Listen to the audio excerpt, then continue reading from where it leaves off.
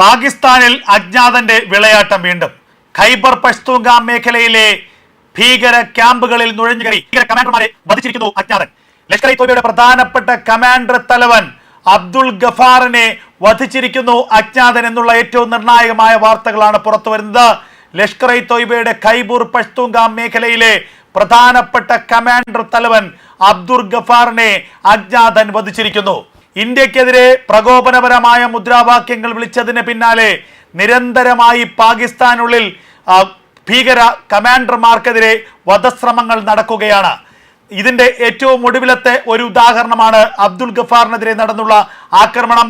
കഴിഞ്ഞ ദിവസമാണ് ഖൈബർ പഷ്തൂൺഖ്വാ മേഖലയിലെ ജനവാസ കേന്ദ്രങ്ങളിൽ തന്റെ വസതിയിൽ കഴിയുകയായിരുന്ന അബ്ദുൾ ഗഫാറിനെ അജ്ഞാതരായിട്ടുള്ള രണ്ടുപേർ മോട്ടോർ സൈക്കിളിലെത്തി വധിച്ചത്. ഇതിന് പിന്നാലെ പാകിസ്ഥാനുള്ളിൽ വലിയ ജാഗ്രതാ നിർദ്ദേശം നൽകിയിരിക്കുന്നു പാകിസ്ഥാൻ സൈന്യം.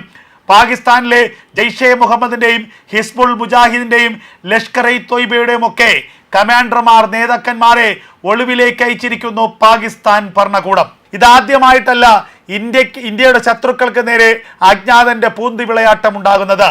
പാകിസ്ഥാനിനുള്ളിൽ കടന്നുകയറി പാകിസ്ഥാനിലുള്ള പ്രാന്തപ്രദേശങ്ങളിൽ കടന്നുകയറി ഇന്ത്യക്കെതിരെയുള്ള ഇന്ത്യയുടെ ശത്രുക്കളായിട്ടുള്ള ലഷ്കർ ഇ തോയ്ബയുടെയും ജയ്ഷെ മുഹമ്മദിന്റെയും ഹിസ്ബുൾ മുജാഹിദിന്റെയും ഒക്കെ തലവന്മാരെ നിരന്തരമായി തീർക്കുന്നുണ്ട് അജ്ഞാത കൊലയാളി.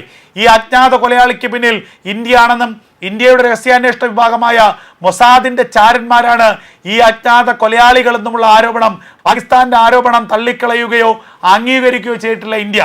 എന്നാൽ നിരന്തരമായി ഇന്ത്യയുടെ ശത്രുക്കൾക്ക് നേരെ അജ്ഞാതന്റെ ആക്രമണം ഉണ്ടാകുന്നുണ്ട്. അത് പാകിസ്ഥാനുള്ളിൽ മാത്രമല്ല ബംഗ്ലാദേശിലുണ്ട്, കാനഡയിലുണ്ട്. ലോകത്തിന്റെ ഏതു ഭാഗത്തായാലും ഇന്ത്യയെ അസ്ഥിരപ്പെടുത്താനും ഇന്ത്യയെ ശത്രുവായി പ്രഖ്യാപിക്കുകയും ചെയ്തിട്ടുള്ള ഭീകരന്മാരെ ആ അജ്ഞാതന്മാർ തിരഞ്ഞു പിടിച്ചു വധിക്കുന്നു എന്നുള്ളത് കഴിഞ്ഞ കുറേ കാലങ്ങളായി ലോകത്ത് നടക്കുന്ന ഒരു പതിവ് രീതിയാണ്. ഇപ്പോൾ ഇതാ ഏറ്റവും നിർണായകമായ ഒരു ആക്രമണം നടത്തുന്നു. ഓപ്പറേഷൻ സിന്ദൂറിൽ ഇന്ത്യ പാകിസ്ഥാന് നൽകിയത് വലിയ തിരിച്ചടിയാണെന്നും ഇന്ത്യ നൽകിയ ആക്രമണത്തിൽ പാകിസ്ഥാനിലെ ജയ്ഷെ മുഹമ്മദിന്റെയും ഹിസ്ബുൾ മുജാഹിദിന്റെയും ലഷ്കർ ഇ തോയ്ബയുടെയും ഒക്കെ ക്യാമ്പുകൾ തകർന്നുവെന്നുമുള്ള പാകിസ്ഥാൻ ഭീകരവാദികളുടെ തുറന്നു പറച്ചിൽ വന്നിട്ട് ദിവസങ്ങൾ അധികമായിട്ടില്ല. പാകിസ്ഥാനിലെ ഭീകര നേതാക്കന്മാർ തന്നെ ഓപ്പറേഷൻ സിന്ദൂറിലുണ്ടായ ഇന്ത്യയുടെ ആക്രമണത്തിന്റെ വ്യാപ്തി എത്രയെന്ന് ലോകത്തോട് തുറന്നു പറഞ്ഞു. അതിന് പിന്നാലെയാണ് ഇപ്പോൾ നിർണായകമായ ഒരു വാർത്ത പുറത്തു വന്നിരിക്കുന്നത്. പാകിസ്ഥാനിലെ ലഷ്കർ ഇ തോയ്ബയുടെ പ്രധാനപ്പെട്ട കമാൻഡർമാരിലുള്ള ഒരാളായ അബ്ദുൾ ഗഫാറിനെ അജ്ഞാതർ വധിച്ചിരിക്കുന്നു. ഖൈബർ പഷ്തൂൺഖ്വാ മേഖലയിൽ വെച്ചിട്ടാണ് ഈ വലിയ ആക്രമണം ഉണ്ടായത്. ആക്രമണ സമയത്ത് തന്നെ ആ സ്പോട്ടിൽ തന്നെ അബ്ദുൾ ഗഫാർ കൊല്ലപ്പെട്ടു എന്നുള്ള വാർത്തകളാണ് പുറത്തു വരുന്നത്. അബ്ദുൾ ഗഫാറിന്റെ കൊലപാതകളെ കുറിച്ച് യാതൊരു സൂചനയും പാകിസ്ഥാൻ ഭരണകൂടത്തിന് ഇതുവരെ ലഭിച്ചിട്ടില്ല എന്നുള്ളതാണ് ഏറ്റവും നിർണായകമായ വിവരം. കഴിഞ്ഞ 1-2 മാസത്തിനിടയിലാണ് ലഷ്കർ ഇ തോയ്ബയുടെ പ്രധാനപ്പെട്ട തലവൻ ഹാഫിസ് സയ്യിദിന്റെ വലം കൈയായ അബ്ദുൾ റഹ്മാൻ മക്കി, അതുപോലെ അബു ഖത്തൽ, സെയ്ഫുള്ള ഖാലിദ് തുടങ്ങി നിരവധി ഭീകര നേതാക്കന്മാരെ അജ്ഞാതന്മാർ വധിച്ചത്. ഇതിലൂടെ പാകിസ്ഥാനുണ്ടായിട്ടുള്ള ഭീതി ചെറുതല്ല. പാകിസ്ഥാൻ എന്ന രാജ്യത്തിനുള്ളിൽ ഭീകര നേതാക്കന്മാരുടെ ജീവൻ സുരക്ഷിതമല്ല എന്ന് ലഷ്കർ ഇ തോയ്ബയും അതുപോലെ തന്നെ ഹിസ്ബുൾ മുജാഹിദിനും ജയ്ഷെ മുഹമ്മദും ഒക്കെ തന്നെ നിരന്തരമായി ആരോപിക്കുന്ന സ്ഥിതിയിലേക്ക് എത്തിയിരിക്കുന്നു. നമുക്കറിയാം, ജയ്ഷെ മുഹമ്മദിന്റെ പ്രധാനപ്പെട്ട നേതാക്കന്മാർ അതുപോലെ തന്നെ ലഷ്കർ ഇ തോയ്ബയുടെ നേതാവ് ഹാഫിസ് മുഹമ്മദ് തന്നെ ഒരു പ്രസംഗത്തിൽ പറഞ്ഞു, ഞങ്ങൾ പാകിസ്ഥാൻ സൈന്യത്തിന് വേണ്ടി പല പണികൾ ചെയ്തിട്ടുണ്ട്. പാകിസ്ഥാൻ സൈന്യത്തിന്റെ സഹായത്തിനായി ഞങ്ങൾ ഇന്ത്യയിൽ സ്ഫോടനം നടത്തിയിട്ടുണ്ട്. ഞങ്ങൾ ലോകത്തിന്റെ പല മേഖലകളിൽ സ്ഫോടനം നടത്തിയിട്ടുണ്ട്.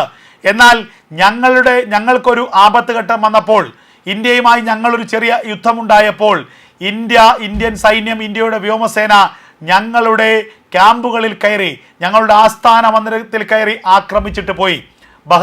ബഹവൽപൂരിലുള്ള ഞങ്ങളുടെ സൈനിക ഹെഡ്ക്വാർട്ടേഴ്സിനെ ഇന്ത്യൻ സൈന്യം തകർത്തു.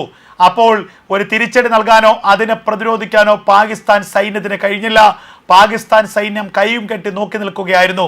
ഇത്രയേ ഉള്ളൂ പാകിസ്ഥാൻ സൈന്യത്തിന്റെ കരുത്ത് എന്ന് പാകിസ്ഥാൻ സൈന്യത്തിന്റെ മുഖത്തു നോക്കി കളിയാക്കിയത് ഹാഫിസ് സയ്യിദാണ്. അതാണ് പാകിസ്ഥാൻ സേനയ്ക്ക് ഭീകര നേതാക്കന്മാർ കൊടുക്കുന്ന വില. ഇപ്പോൾ ഇതാ ഏറ്റവും നിർണായകമായ ചില നീക്കങ്ങൾ പാകിസ്ഥാനിലുണ്ടായിരിക്കുന്നു. പാകിസ്ഥാൻ നെടുകയും കുറുകയും പിളരുകയാണ്. ബലൂചിസ്ഥാനിൽ ബലൂജ് ലിബറേഷൻ ആർമി സ്വാതന്ത്ര്യം പ്രഖ്യാപിച്ചിരിക്കുന്നു. ഖൈബർ പഷ്തൂക്ക മേഖലയിൽ TTP തെഹ്രീക്ക് താലിബാൻ സ്വാതന്ത്ര്യം പ്രഖ്യാപിച്ചിരിക്കുന്നു. അങ്ങനെ പാകിസ്ഥാൻ നെടുകയും കുറുകയും പിളരുകയാണ്. പാകിസ്ഥാൻ സൈന്യത്തെ തുരത്തി ഓടിക്കുകയാണ് മറ്റ് കക്ഷികൾ. അതായത് ബലൂജി മേഖലയിൽ നിന്ന് ബലൂജ് ലിബറേഷൻ ആർമി തുരത്തി ഓടിക്കുന്നു. ഖൈബർ പഷ്തൂങ്ക മേഖലയിൽ നിന്ന് തെഹ്രീക്ക് താലിബാൻ തുരത്തി ഓടിക്കുന്നു. അതുപോലെ തന്നെ POKയിൽ POKയിലെ ജനങ്ങൾ തന്നെ പാകിസ്ഥാൻ സൈന്യത്തെ തുരത്തി ഓടിക്കുന്ന അവസ്ഥ. അങ്ങനെ പാകിസ്ഥാൻ സൈന്യം ചരിത്രത്തിലെ ഏറ്റവും വലിയ തിരിച്ചടി നേരിടുന്ന ഒരു കാലഘട്ടത്തിലൂടെയാണ് കടന്നു പോകുന്നത്. അതിനിടയിലാണ് പാകിസ്ഥാനിലെ ഭീകര നേതാക്കന്മാർ ഒന്നൊന്നായി കാലപുരിയിലേക്ക് പോകുന്നത്. ഒന്നൊന്നായി ഭീകര നേതാക്കന്മാരെ വധിക്കുകയാണ് അജ്ഞാതന്മാർ.